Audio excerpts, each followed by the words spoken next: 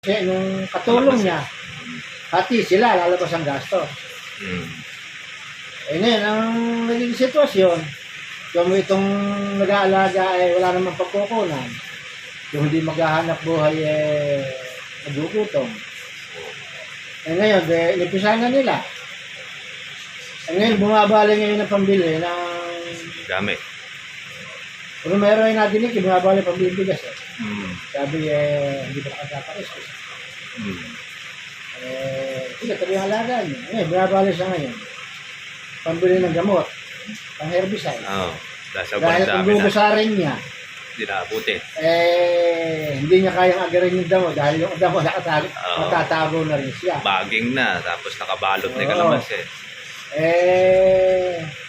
Lumaga nga sa akin.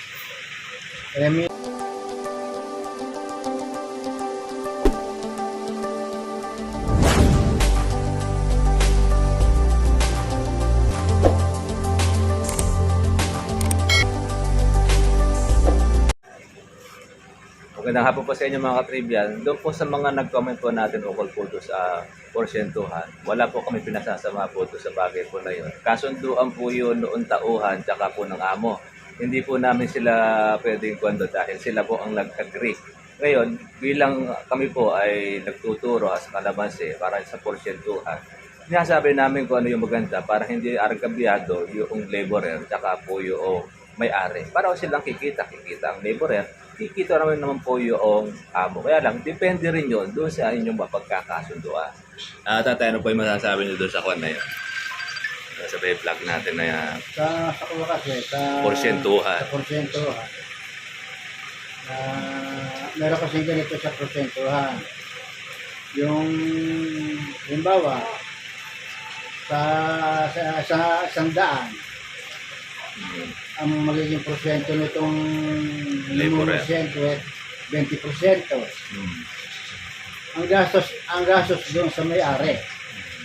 Trabaho lang doon sa namumusyento.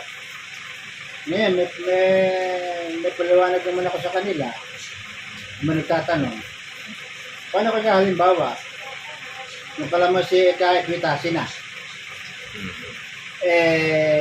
gusto ko na yung presyo. Nagtanong sa akin mag-aalaga. Ayaw ng amo ko. Ayaw papitas. Ayaw papitas. Ang gusto pagtagalin pa, baka tumaas pa. Paano kaya ngayon kung bumagsak yung presyo? Dahil lugi ka ako. Kaya mag-aalaga. Sabi ko, may mungkahi ako sa inyo sa ganito. Kung papayag yung amo mo, halimbawa, okay na sa iyo yung presyo. Itasin na yun na may kalamas. Ayaw ng amo mo, hamunin mo siya. Paano po, boss? Ayaw ninyo sa proseso sa halaga na yan. Gusto nyo tumaas pa, para sa akin okay na. Kung po, pwede, dyan na lang nyo ko pa porsyento sa halaga na yan. Kung ilan yung red bag na Kung ilan yung mapipitas. mapipitas. Halimbawa, ang napitas sa red bag, ang naging halaga halimbawa unang halaga nung nagustuhan ng may-ari, nung may alaga 1,000. Ayaw ng may-ari. Nagkataon halimbawa, doon sa nagustuhan ng may-ari, baksak na yung presyo. Kumaga, pitas na talaga. Oo. Pitas na Hindi pitas na. malaki naman ikaw mawala sa akin sa alitan nag-aalaga. Yung ako pag-usapan ninyo, kasi yung ako isang namumusyento, nakausap ko. Yun ang reklamo. Na nagtanong sa akin, gusto na niya, ayaw pa ng may-ari. Ganito ka ako sabihin mo, ayaw ninyo ng ganong presyo, ayaw pa ninyo dahil gusto niyo tumaas pa. Ganito ka ako gawin mo, hamunin mo siya ng sa prosento, dito sa halaga na ito, gusto ko na ito, dito naman ako likidahin. Kasundo sila. Ngayon, ang halaga ng kalamansi na may 1.8. Ngayon na magkano kalamansi ngayon? 1-1. 1.1, 1,000. Ang salita ng boss niya, sige, at magkano ang halaga, diyan ka talilikidahin sa 1.8. Yun ang usapan. Yun ang usapan nila. Yun, okay yun. Okay yun. Kasi walang maargal sa kanila. Ngayon, kung argabyado man yung may-ari, kasalanan niya. Dahil siya Dahil nag-delay. siyang nag-desisyon eh. ngayon, ito pa, meron pang isa. Doon sa meron bagong tanim na kalamansi. Usapan nila nung may-ari, aalagaan itong mamumurse, nung katulong niya. Hati sila, lalabas ang gasto. Ngayon, ang naging sitwasyon, kung itong nag-aalaga ay wala namang pagkukunan, yung hindi maghahanap buhay nagugutom. Ngayon, inipisa na nila. Ngayon, bumabali ngayon ng pambili ng Gamit. Pero meron ay nadinig, bumabali pambibigas Sabi, hindi pa nakatapais. Sige, tabi ang alaga niyo. Ngayon, bumabali siya ngayon. Pambili ng gamot, pang herbicide. Dahil kung gugusarin niya, hindi naabutin. Hindi niya kayang agarin yung damo dahil yung damo nakatago na rin siya. Baging na, tapos nakabalot na yung kalamansi. Lumaga niya sa akin. Mihingi ro siya ng bumabali ro siyang pambiling gamot. Sabi, alam pera. Ngayon, sabi ko, ang kalamansi ka ko, mainom na alaga. Magandang halaman. Kaya lang ako dyan, may pondo ka. Kaya lang ako wala kang pondo, hindi ka tutusan ng boss mo. Hanggang maaga ka kayo, mag-isip-isip ka na. Dahil hindi kaya ako makikinawag pag hindi ka tinustusan ng boss mo. Sa gagastusin, gawa nung hindi mo kaya sustanihan dahil kulang ka nga sa pangangailangan. Walang pang sarili pang gastos. Bumabalik ka nga ng pangangailangan. Dahil pag tinutukan mo ka, kuya, hindi ka makakapaghanap buhay. So, yun. Obligado, bumalik ka sa amo mo. Ayun, kung hindi ka binabali, obligado kumayod ka. Pag kumayod ka ako, mapababayaan yung alaga mo. Sabi ko, yaka ako magiging sitwasyon niya. Ngayon ako, napalaki mo. Nagpapabunga ka na. Kailangan ka ng malaking pera. Sabi ko. Ayun, kung di ka susunod ng amo mo, o sa kakulangan ng pinansyal mo sa sarili mo, hindi mo kaya. Mababali, wala lang sa pagalan mo. Sabi ko, pag-usapan ninyo ng boss mo, na boss, paano ito? Wala siyang yung pera. Kasi wala akong pagkukuhanan. Sa pangangailangan ng alaga ko, kung hindi mo ako pababalihin, total ilalabas naman yung lahat ng gagastos nila. Hindi ko kayang tustusan. Dahil sa kakulangan ko. Ayun, ano ko nasa ako, halimbawa ka, sabi siya, sige, tutustusan kita. Tuloy mo. Ayun, pag sinabi siya, hindi ka tinanguan. Kung may usapan tayo, hati naman, labas ang gastos. Okay nga ka kayo. Kung may gagastos, ka pwede. Sabi ko. Ngayon, wala kang gagastos Isip-isip ka na. Baka mamaya ako, kakalabas. Tagal ka na nagtatrabaho. Pagkatapos, hindi ka tustusan, malulugi ka. Una-una, maliit pa yung punla na kanilang nakuha. Yan, pang 2 taon. 2 years yun, bago pakinabang. Kung matatabunan lang mo, lalo na. o pwedeng tumagal pa. Hindi kita ako sinusulsulan. Maganda ka kayo, pinasok mo hanap buhay ka lang, magkalamat katulong kayo ng amo mo. Hindi baling upahan na lang siya, at least. Ngayon, ka ako ang emosyon ko sa'yo. Amunin mo siya. Porsentuhan. Kanyang lahat ng gasto. Trabaho yun sa iyo. Porsyento lang yun sa iyo. Huwag niya ka ako habulin yung hati. Ito lang yun. Wala kang problema. Dahil gawa ka lang ng gawa. Sa kanya lahat ang gagatot yun. Yeah, pag kumain ka siya, gano'n ka lang ako, doon ko nakatira Sabi ko sa kanya. Magandang lang pakinggan yung salitang hati Oo, masakit sa bulsa sa'yo. Oo, dahil pag hindi ka sinuportahan ng amo mo. Yari ka, hindi ka aade. So, yun. Ayun po mga katribya, para po doon sa mga ka-farmers po natin nagtatanong ukol po sa hati. Ngayon, pero silang mga kasunduan, yung mga nag-comment, sa amin sabi ng ating ka-farmers, sagot po ng may-ari yung kanyang mga gastos, yung kanyang po mga gamit.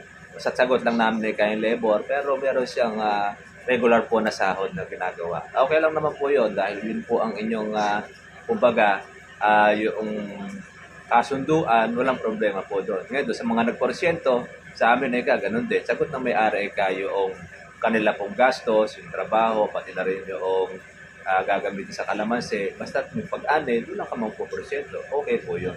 Ngayon, sinasabi lang po namin dito, nasasagutin po noong trabahador po na maghahati silang pareho na kung wala siyang magiging kapital o puhunan, sa kanya po, yung bilang laborer, wala siyang pampuhunan, wala ibibigay sa kanya ang amo, yun lang po ang delikado. Yun ang mahirap.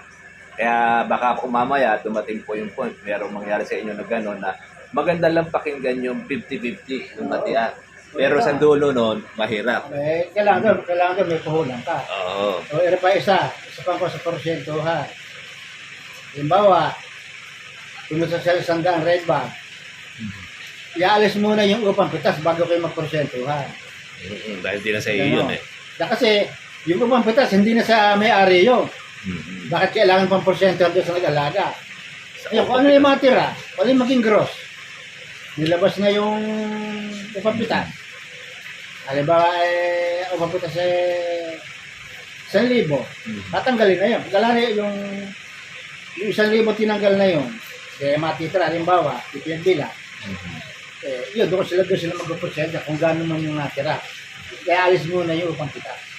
Pero yung lahat ng ginastos niya, mula sa abono, sa pagkapatubig, hanggang sa lason na ginamit sa kalamansi, Hindi na itutuwid hindi yun. natutuwirin yun. Oo. Sa may-ari na yun. May-ari na yan. Pag tinuwid pa naman yun, at saka pa porsyento Wala ha, alam matitira. lalo ang mangyayari sa nag-aalaga. Oo. Alam matitira, sa laki ng gastos eh. Kaya nga.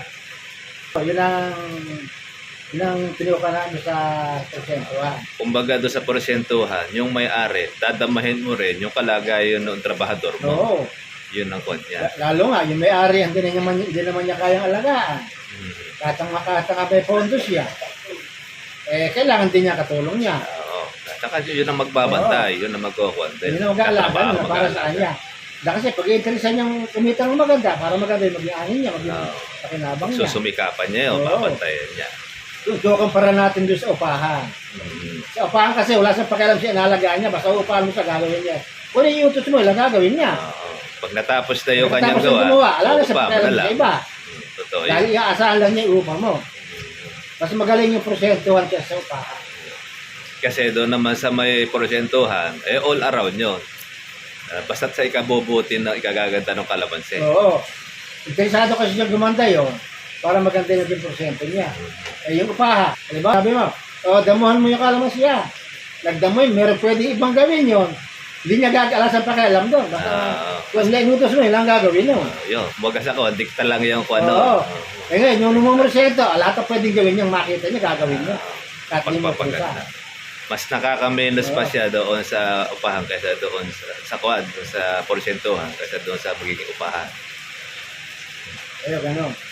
Kaya iba na ba, kung halimbawa, nagtitipid, on call, kaya doon niya uupahan, mahirap din hanapin niya, baka mamaya, pag tinawag mo, wala na siya, Oo. papasok na siya sa iba. Yun. Yun naman ang advantage nung meron ka sariling tao. Yun ang kuwan.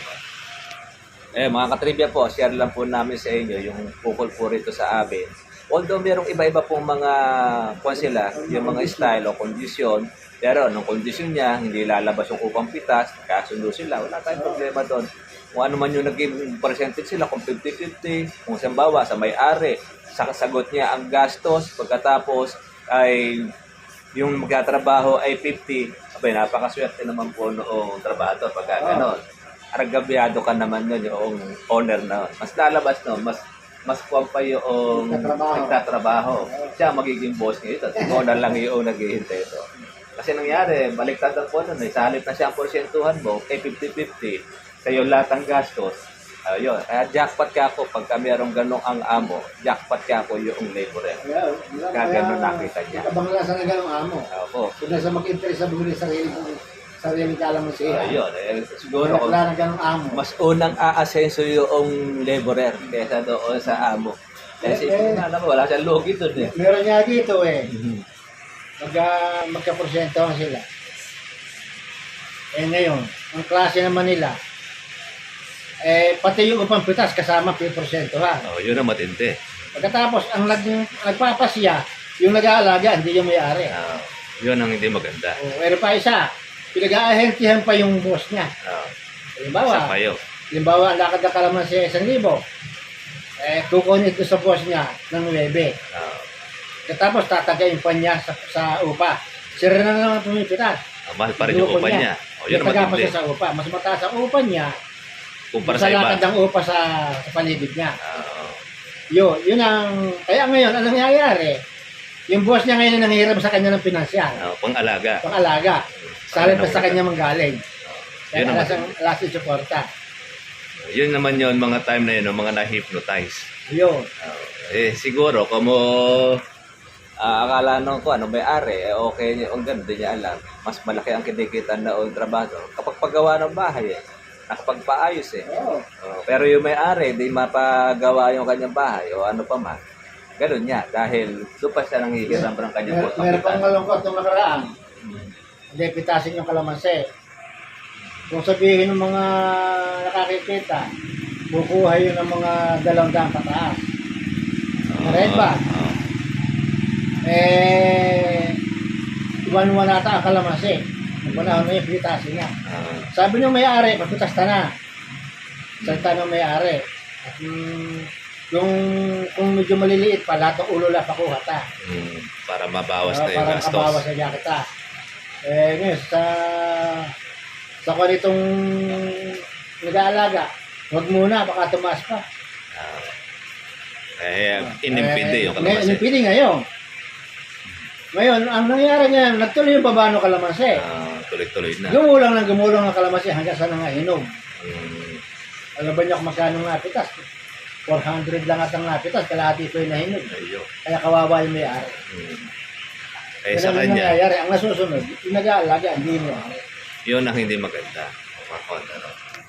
Kaya mga katribya, depende po talaga sa inyo pong mapagkakasundoan. Pero alam niyo, yung pong ganda ng kalamansi, depende rin nyo sa nag-aalaga. Pag marunong yung nag-aalaga at alam yung kanyang gagawin, at siyempre, pati yung may-ari, ay tustos niya yung pangangailangan ng kalamansi, aani at aani. Maliban na lamang, kung yung may-ari, kagaya nga hindi nagbibigay ng pinansyal ng mga gamit, mas mahirap yun. Meron dito gano'n. Kinuhang prosentuhan. Yung kalamansi, malalaki na, 3 ka edad. Masigletong nag-aalaga. Maganda yung kalamansi niya. Pinaabonohan ng may-ari. Ganda naging bunga. Ngayon, nung tumag-araw na, nangangailangan na ng patubig ngayon. Saka abono. Kasi kailangan Ganun yung amo. ayaw magbigay. Susunod na tagaro, iniwanan na siya nung Tauhan. tauhan niya. Ano ka mangyayari sa buhay ko rin eh. Ayaw ka kang bigyan ng puhunan. Paano gaganda ka ba yung ano ka mapuprosento ko ron? Ayaw mo kang gumanda. Wala kang puhunan. Kaya naggubat yung kalamansi. Ay, nagubod yung kalamansi. Yan, ang makuha magdagog, magtatrabaho. Ngayon, may pumapasok magtatrabaho. Hindi nagtatagal. Sinasabi sa kanya yung kondisyon. Para sila makangabang pareho. Kung ganun yung may-ari. Alam ang ibig pumasok. Saka hindi nagtatagal. 1 buwan, 2 buwan, wala na uli. Ganun na sitwasyon. Ayun, ang nangyayari tuloy, sinasanla ng may-ari. Ay kasi hindi siya kumikita. Pag yung trabahado, hindi kumikita. Tumatanda yung kalamansin. Nagsasayang lang yung panahon. Wala rin pang... Hindi naman niya kayang mag-alaga. Kaya nga. Kaya meron nagsasangla. Dahil doon sa hindi Dahil naman doon. diskarte, walang tauhan na makuha na maayos, tsaka wala rin pong nagiging kapital po yung may-ari. Kasi una-una, ang kalamansi, pag wala kang kapital, kahit libo ang kalamansi mo, kung hindi mo natutustusan ang pangangailangan niya, hindi ka rin aani. Yan po ang isa, kaya matagal na rin po kami sa larangan po ng kalamansi. Alam po namin po yung mga pasikot-sikot na yan. Hindi po nakukuha sa paluwangan po ng kalamansi. Yan kahit kakonti, 500 puno yan, basta yan ay naalagaman ng gusto, aani ka dyan. At depende rin yun, doon sa tauhan na yung makukuha. Kaya sa kalamansi niya, kinukumpara ko rin yung kalamansi sa kuwan sa pag-alaga ng baboy. Ang baboy kaya ako, pagka tinipid mo, mababansot. Pag nabansot ang baboy, kahit pa kayo napakainin, malulugi ka na dahil hindi Wala na sa kuwan baboy. Hindi nalalaki. Sa kalamansi, ganun din. Nakaibahan naman ka ng kalamansi. Kumpara mo sa baboy, mas lamang ka sa kalamansi kaysa baboy. Dahil baboy pagka tinamaan ng sakit yan, tubos ka. Sa kalamansi yan, madalang naman yung gano'n.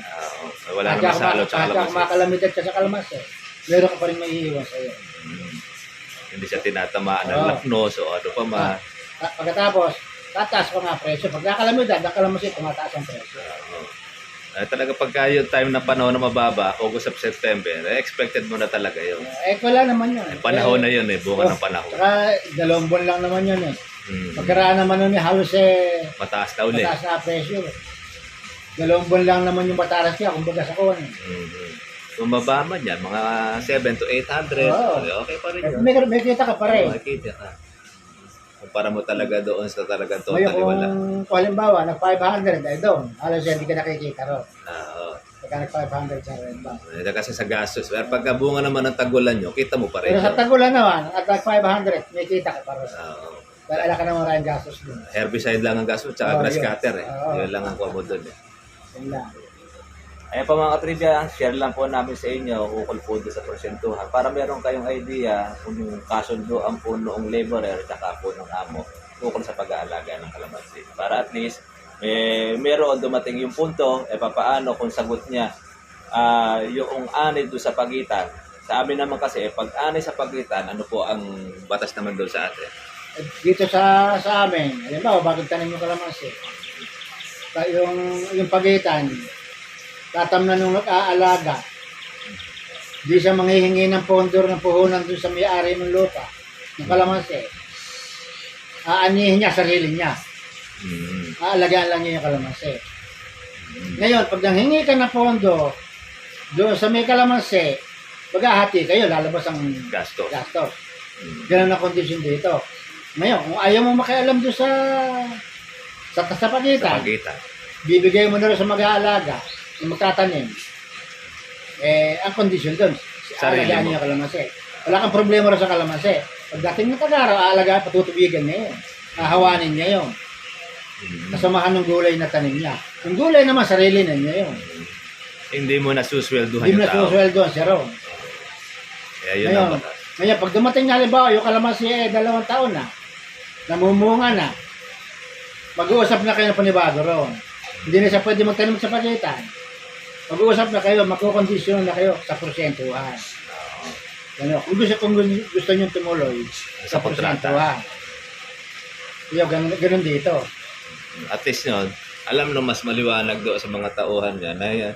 Baka mamaya, nagpapasahod ka na, binibigyan mo na yung tauhan mo, tapos sa kanya pa yung pagitan, kaswerte no. Sumaswerte siya. Sa kanya pa yung gastos. Oo. Ayan po mga katribya po, para po at least meron kayong idea sa larangan po ng Calamansi Farm pag-aalaga. Paano po mga trivia? Sana po meron po kayo natutunan po sa aming pong talakayan ukol po sa porsentuhan ng amo versus noong laborer. Ito po, God bless po sa inyo lahat. Bye-bye.